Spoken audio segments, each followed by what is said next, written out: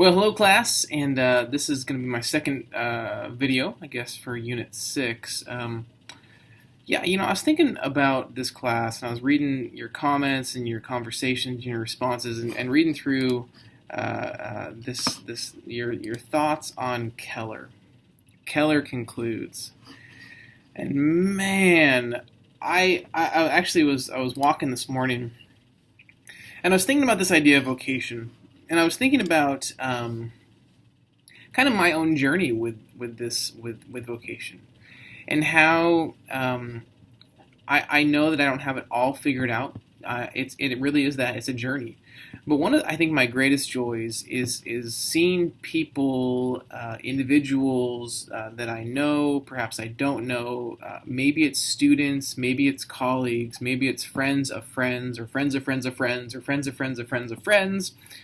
Kind of with these epiphanies, if you will, or hearing stories. I think I mentioned I have some good friends that they both read the Keller text years ago, and it completely transformed the way that they thought about work. Completely transformed how they thought about work.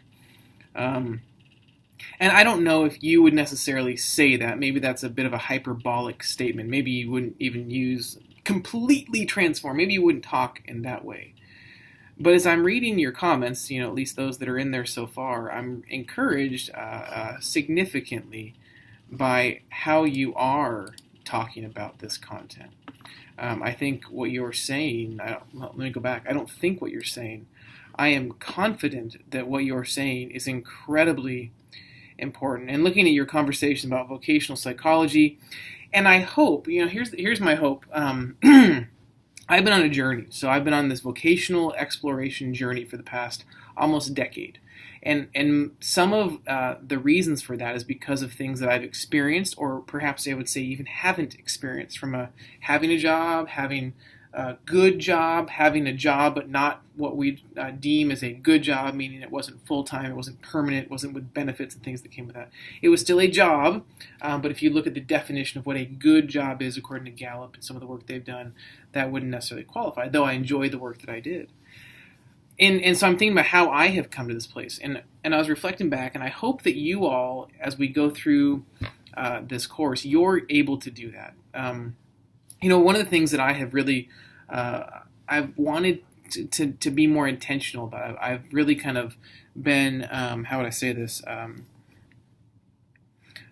My prayer has been, I guess is the best way to say it, is that when I'm going through something, and I'm going to kind of leave that broad. Typically, when I'm going to say going through something, I'm meaning what could be seen at face value from the outside as a negative experience. When I'm going through a challenging time in life, and again, a challenging time that I've not been told I would be shielded from, but in fact, I've been told in Scripture that I will experience. We will. So consider it pure joy when you experience trials of any kind.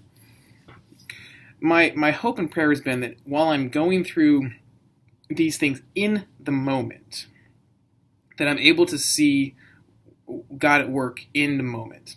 And I think that, the saying, hindsight is 20/20. It's easy, or I should say it's easier for us to be people that say, oh yeah, when I look back, I see how all of these things were woven together. Here's the challenging, or the interesting thing, I guess I would say. When it comes to challenges, when it comes to even, you could use the term suffering. I think I've mentioned this before, but I'm still on this kick, and I'm trying to connect it all to vocation as far as how it's affected and impacted my vocational identity, which is something that y'all are to be wrestling with in this course. If the chief end of man is pleasure, suffering jacks up that pretty well, right? So if there's no explanation as far as I can't make sense of why I'm suffering, other than it's just like the universe is out to get me, then we're going to view suffering, we're going to view struggles, trials, challenges in a very different light. But if we see it for what it truly is, that it's the refinery, it's kind of bringing up the impurities to the surface, or it's ironing, or kind of getting the sharp edges ironed out, or whatever the case may be. I think if we see challenges, we see suffering, we see them in a light, this is actually making me better. This is making me more of who I was intended to be. It gives great purpose to the challenges that we experience in life. And so I can think of my times of going through vocational challenges. I was telling my undergraduate class just yesterday that every job we have will always be filled with challenges. Every job we have will always be filled with frustrations. Every job we have will always be filled with somebody who's out to get us, or somebody who's out to compete, or someone who's out for recognition. And the reason for that, there is no perfect job. And if we ever thought there was a perfect job, once we got there, it would no longer be perfect because we are not perfect, right? So the reason that we have these experiences in work is because people are those people, right? It's people that work, and people are not perfect. And so we bring ourselves to the workplace, and so do other people. They bring themselves. And so when you have a bunch of people that are not perfect coming to work, there's going to be problems. But even in those problems, even in those ups and downs, it's an opportunity for us to really kind of shape who we are from a vocational identity perspective. And so I wouldn't ever, I think back to my 15 years or so, I would never trade any of these things. Well, no, even more than that. So almost 20 years, I wouldn't trade anything. So I can see how all of my jobs, all of my lack of jobs, all of my part-time jobs, all of my underemployment type jobs, how they've all been woven together to really truly create who I am today, how I think about work, how I view vocation. And so some of you said, I would love to sit down with Keller and I would love to ask him what his inspiration was. Well, Keller has written, he's a prolific author, and so some of the books that he's written are Walking with God Through Pain and Suffering. So he's looking at suffering from a philosophical standpoint, and the argument is made that the only response that makes sense to suffering is that of a Christian response. So you can, I'm sure, keep in mind that suffering component. It's making us better. It's making us more of who God wants us to be as you relate to calling, as you relate to vocation, which is why, he's saying that article titled Tim Keller, Why Tim Keller Wants You to Stay in the Job That You Hate. Again, it's another way to think about it. So, man, wouldn't that be an amazing opportunity to sit down with him? Right now it's a hypothetical. If you had a chance to sit down with Keller, what would you say? But man, what if we were to, as a class, the 9 or 10 of us, sit down and just have lunch or dinner or a cup of coffee? Give me 15, 20, 30 minutes. Just pick your brain, because this is something that you've clearly thought about in a significant way. The other thing that I've been thinking about with this class as it relates to what we're doing as far as our vocational profile plan and kind of all these different, the readings and the ways of reviewing all this, this text. One of the things that I love about education is in the midst of the busyness, right? So we're all busy, whether it's working full-time, whether it's families and working full-time. And then, there's this whole school thing on top of that. We don't live in a society where we slow down all that often. In fact, we don't live in a society where we're encouraged to slow down at all. We are encouraged to go, go, go, go, go. And so it's almost like this idea of busyness is a badge of honor. So if I ask you, how you doing? You probably are going to respond in one of two ways if you don't really want to engage in discussion, or if you can tell that I'm not really interested by way of asking that question. You're either going to say, I'm fine. How are you? I'm fine too. So I heard it said one time that FINE stands for feelings inside never expressed. I think there's a lot of truth to that. So, how you doing? Yeah, fine. Because when we ask that question, are we really interested? Do we really want to know? Think about that. The next time you ask somebody in passing, do you really care? I was actually with a student yesterday, and another mutual acquaintance and student walked by, and as I was, I'm walking this way and the student's walking the other way, they were now behind me, and I said, hey, how are things? And the student that I was with called me on that. I said, do you really care?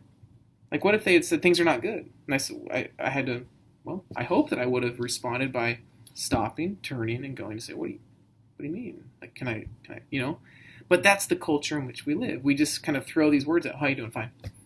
Maybe we're not fine. So are we able to pick up on those things? The other thing I think that we respond in kind with is, and this is where it's the badge of honor. How you doing? Busy. I'm so busy. Even my busyness is busy. So I'm so busy being busy, I don't have time to not be busy. Or whatever it is. Maybe that's a bit of an exaggeration, but don't we talk that way?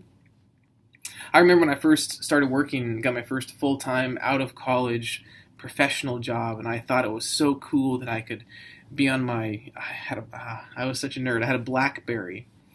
And I remember I would be texting, or I'd be, calling my wife or somebody and be on the phone. And my wife was still in school, in college when I was in my first job. And I remember having these conversations, and I'd say, "Oh, yeah, sorry, gotta go. I'm stepping into a meeting." And I always just think that was so cool to be able to say I'm stepping into a meeting. And maybe I got that because from TV or from movies or even just watching other people. And I always thought, maybe I want to be in meetings. And then I had more meetings, and then more meetings, and then I had more paperwork that I had to complete, more, on it goes, more meetings and more meetings and more, and I was busy.